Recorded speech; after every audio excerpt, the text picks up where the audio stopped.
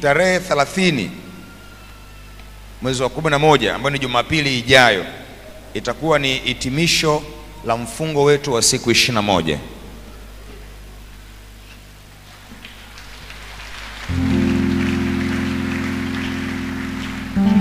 Kwa hiyo tarehe 30 mwezi wa 11 Jumapili tutapakwa mafuta kwa mkono wangu mwenyewe hapa madhabahuni.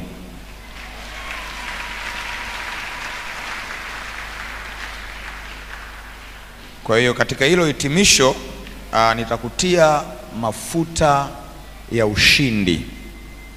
Mafuta ya nini? Ya ushindi. Sema mafuta ya ushindi. Rudia tena. Kwa hiyo ni ibada ya mafuta ya ushindi mara baada ya mfungo wa siku 21. Kwa Jumapili ijayo ni ibada ya kutiwa mafuta ya ushindi mara baada ya mfungo wa siku 21. Ndio maana nimekusii hata wewe ambaye hujafunga, basi kesho hakikisha unaingia kwenye mfungo. Amen. Maandiko yamekuwa yakisema heri mwisho mzuri, sio mwanzo. Mwisho wa jambo ndio unaangaliwa. Sema amina.